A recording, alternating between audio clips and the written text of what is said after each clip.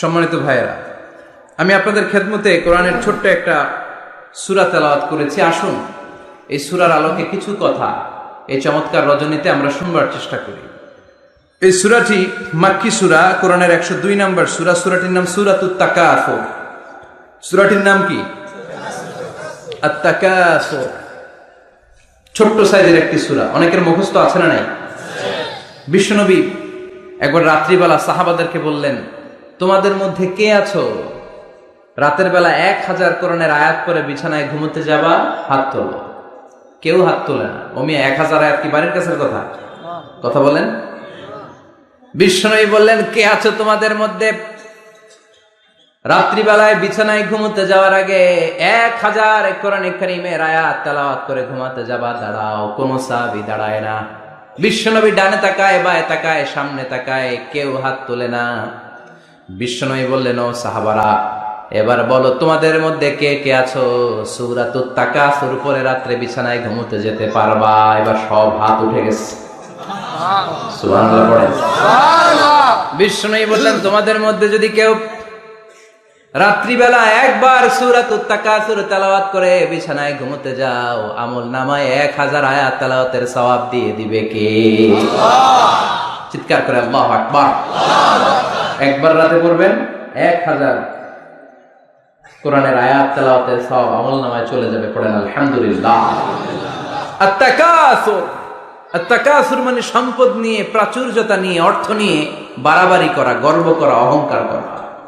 সাহাবাদের মধ্যে দুইটা গ্রুপ, কথা বলতে বলতে কথার পিছে কথা, কথার নাম লতা, ঠিক কিনা? কথা বলতে বলতে ঝগড়া লেগে গিয়েছে। দুই গ্রুপ। এক গ্রুপ বলে আমরা বেশি সম্মানিত, আরেক গ্রুপ বলে তোরা না আমরা।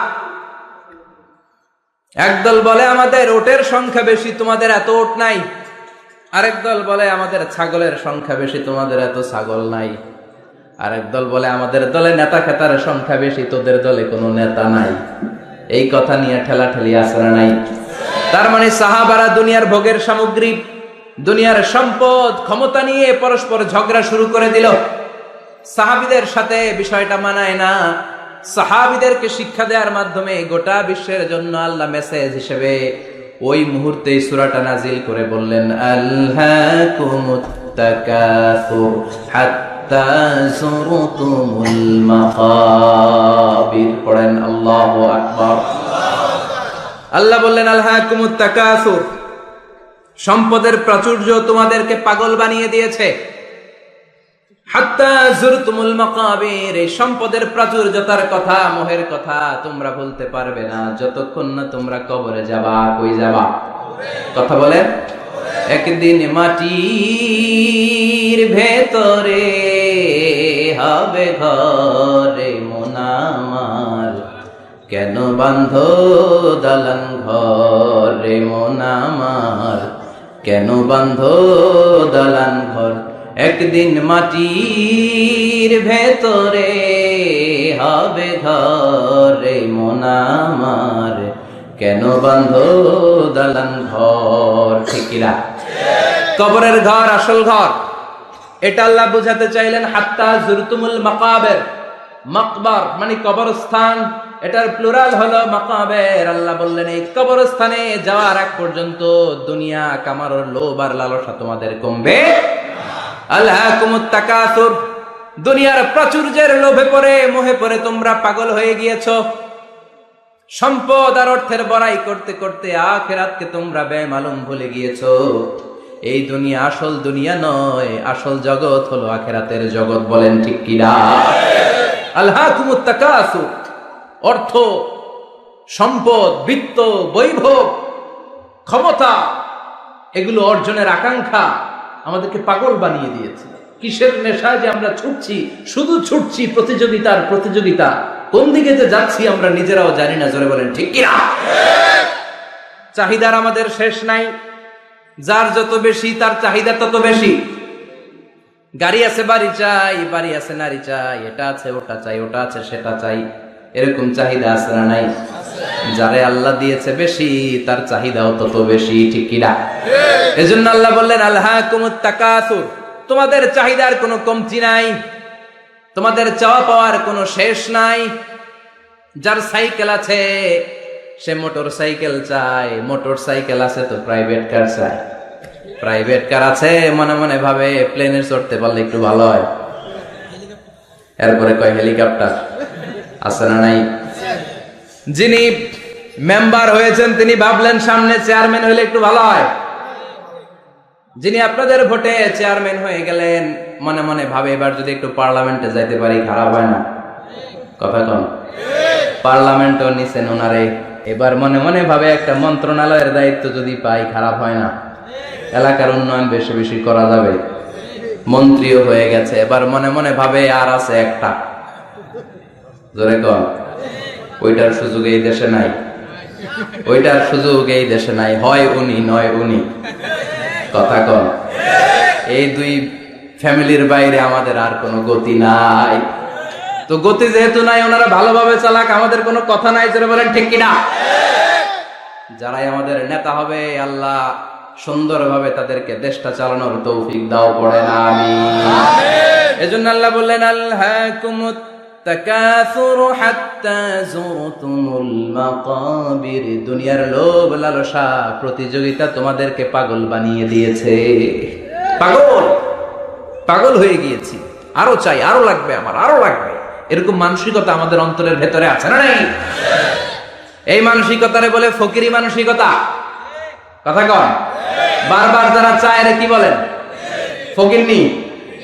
জুমার দিন জুমার নামাজের পরে 5 টাকা দিলেন, দেখবেন আপনারটা থাপা দিয়ে দৌড়ে আরেকজনের কাছে যায়, ওনারটা নিয়ে আবার আরেকজনের কাছে যায়, যেদিকে এই টাকা দেয় ওইদিকে উনি আসে না নাই, কারণ নাম হলো ফকির। নাম কি? আমরা সবাই এরকম ফকির। ধনী হলো একজন, তিনি কে? ইয়া আইয়ুহান নাসু আনতুমুল ফুকারাউ ইলাল্লাহ ওয়াল্লাহু হুয়াল গনিয়ুল হামিদ। আল্লাহ বললেন গোলাম তোরা সবাই ফকিরের বাচ্চা, আমরা কি? ওই যে কয় না ফকিরের বাচ্চা কইতে প্রেস্টিজে লাগে, কিন্তু কোরআনে কিন্তু আল্লাহ কয়ে দিয়েছে আনতুমুল ফুকারা ইলাল্লাহ, তোমরা সবাই আল্লাহর দিকে ফকির। কারণ আমরা রাতে দিনে সব সময় বিপদে পড়লে চাই একজনের কাছে, তিনি কে? আল্লাহ। অসুস্থ হলে কাঁদি একজনের কাছে, তিনি কে? আল্লাহ। তুফান হইলে, বন্যা হলে একজনের ডাকি, তিনি কে? আল্লাহ। বানসারামপুর তুফান হয় না? হয়। বন্যা হয় না? হয়। সিলর হয় না? কারা ডাকেন? দেখবেন তুফান হইলে মুসলমানরা যেমনি ডাকে, হিন্দুরাও ডাকে, বৌদ্ধরাও ডাকে, নাস্তিকরাও নাস্তিকতা ভুলে যায়, তখন জিকির চলে একজনের, তিনি কে? আল্লাহ। আমি বরিশালে গিয়েছিলাম বাসে করে, ফিরে আসছি লঞ্চে। এই একবার সাগরের ভেতরে, নদীর ভেতরে তুফানে পড়েছে। সেই দিন চিনতে পেরেছি আল্লাহ কারে কয়। কারণ আমি শহরে বড় হয়েছি, সাঁতার জানি, স্বাভাবিক সাঁতার, এদিকে ফালাইলে ওদিকে যাইতে পারবো, কিন্তু নদী কি সাঁতরে পারাইতে পারবো? কথা কর। প্রচন্ড তুফান, সদরঘাটে ভিড়তে আর 2 ঘন্টা বাকি। জাহাজ টলমল শুরু করেছে। এবার দেখলাম জাহাজের ভেতরে যত মহিলাগুলা আছে সব চিল্লায় আর ডাকে কারে? হিন্দুগুলাও ডাকে কারে? বৌদ্ধগুলাও ডাকে কারে? হঠাৎ করে তুফান থেমে যায়, আবার ধাক্কা মারে, আবার চিল্লান, আছে না নাই? সবার মুখে এক আওয়াজ, বাঁচাও। আমি বললাম কে বাঁচাইবো? হুজুর আমনে, আপনি দোয়া কালাম পারেন, আপনি বাঁচান। আমি কইলাম আমারে বাঁচাইবো কেডা? আল্লাহ ছাড়া বাঁচানোর কেউ নাই। এজন্য আল্লাহ বললেন আলহাকুমুত তাকাসুরু হাত্তা যুরতুমুল মাকাবির, তোমরা সম্পদের লোভে, দুনিয়ার লোভে পাগলের মতো হয়ে গিয়েছো। ফকিরদের যেই স্বভাব, সেরকম স্বভাব তোমাদের মধ্যে ঢুকেছে, ঠিক কি না? আরো চাই, আরো লাগবে, আরো দাও, সব খামু, সব আমার। পেটটা এতটুকু, হ্যাঁ সব খাইব, পেট কদ্দুর, কিন্তু বলে কি সব খাবো। আনলিমিটেড ডিমান্ড, শেষ নাই। প্রতিযোগিতার পর প্রতিযোগিতা। উনার কত টাকা, আমার টাকা তার চেয়ে বেশি লাগবে। ওর বাড়ি কয়টা, আমার বাড়ি আর কয়েকটা বাড়ানো লাগবে। ওর বিল্ডিং যদি হয় 5 তলা, আমার লাগবে 6 তলা। কিন্তু উনি তাহাজ্জুদ পড়ে, আমারও তাহাজ্জুদ পড়া লাগবে। এই টেনশন আছে নাকি? কথা বলে। ওনার বাড়ি 5 তলা, আমারটা লাগবে 8 তলা। বিষ্ণু বলেছেন one of the minor sign before the day of judgement, people will start to compete to construct high rise buildings. কিয়ামতের আগে লোকজন বড় বড় বিল্ডিং বানানোর প্রতিযোগিতা শুরু করে দিবে। ওয়া আনতারাল হুফাতাল উরাতাল আলাতা রিয়া আশাইয়াতাতাওয়ালুনা ফিল বুনিয়ান। বিষ্ণু বললেন, তোমরা দেখবে এমন কিছু লোক সমাজের গরিব ছিল, পায়ে দেওয়ার মতো জুতা ছিল না, গায়ে দেওয়ার মতো জামা ছিল না, পেটে দেওয়ার মতো খাবার ছিল না, হু হু করে তারা বড় লোক হয়ে গিয়েছে।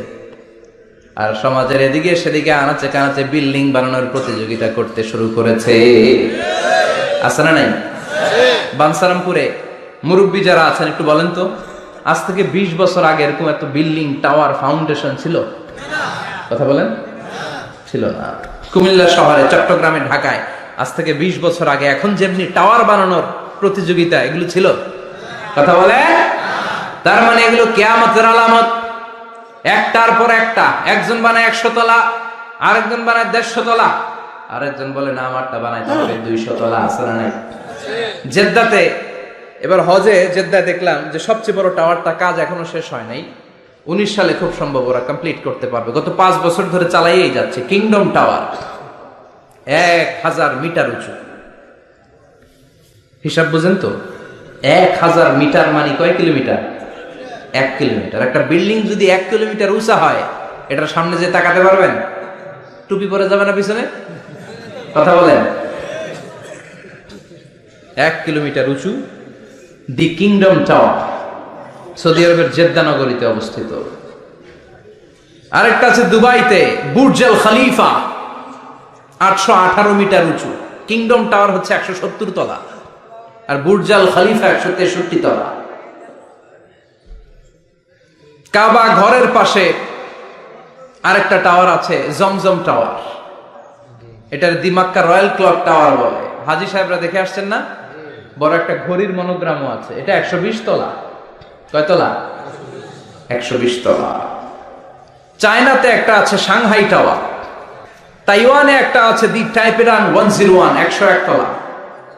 আমি যেখানে পিএইচডি করি, বছরের বেশিরভাগ সময় থাকি, মালয়েশিয়াতে একটা আছে। আমরা শপিং করতে গেলে মাঝে মাঝে ওখানে যাই, 2 ভাইয়ের মতো দাঁড়ায় আছে, পেট্রোনাস টুইন টাওয়ার। স্থানীয়রা এটারে বলে KLCC। 41st 42nd ফ্লোরে একটা ব্রিজ আছে, এই টাওয়ার থেকে ওই টাওয়ারে যাওয়া যায়। ইয়াতাতাওয়ালুনা ফিল বুনিয়ান, বিল্ডিং বানানোর প্রতিযোগিতা। অমিয়া কিয়ামতের দিন ইসরাফিলের সিঙ্গার ফুৎকারে ইদা জুলজিলাতিল আরদু জিলজালাহা, একটা ভূমিকম্প যে তৈরি হবে, গোটা বিশ্বে যে একটা ভূকম্পন হবে, ওই ভূকম্পনের চোটে একটা টাওয়ারও টিকে থাকবে নাকি? থাকবে? এজন্য আল্লাহ বললেন আল্লাহাকুমুত তাকাসুরু হাত্তা যুরতুমুল মাকাবির। দুনিয়ার সম্পদ, লোভ, লালসা, এই সম্পদের প্রতি আকাঙ্ক্ষা তোমাদেরকে গাফেল বানিয়ে দিয়েছে। এই গাফলতি তোমাদের কমবে না, থামবে না। হাত্তা যুরতুমুল মাকাবির, যতদিন না কবরে যাও। কবরে না যাওয়া পর্যন্ত এই খাই খাই নাই নাই এই মানসিকতা তোমাদের থেকে কশিন কালেও যাবে না। চিৎকার করে বলেন কথাটা কার?